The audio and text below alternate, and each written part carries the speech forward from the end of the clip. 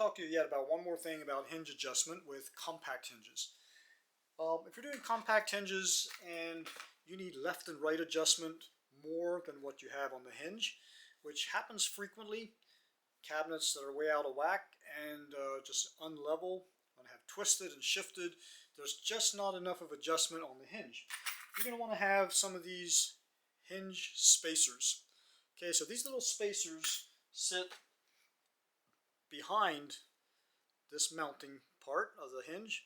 They just slide in the back. They got a slot that'll go right over the screw, and they'll sit in the back, and they'll space that hinge out away from the face of the cabinet about a 1/16 of an inch.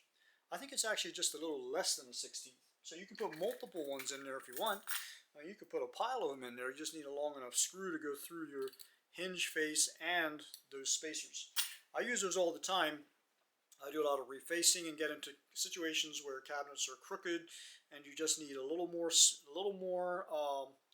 adjustment than what your hinge has. There's been times when I needed to actually switch to a different hinge to get the adjustment that I needed, just because some of those old 50s, 60s cabinets that were not stock cabinets, they were just built in place, and the styles and rails sizes really varied because they were hand-built cabinets. You may need to keep a variety of hinges to get the kind of overlays that you're looking for, but these spacers, you need a bunch of them. Keep them on hand all the time if you're doing cabinet refacing or if you run into that situation.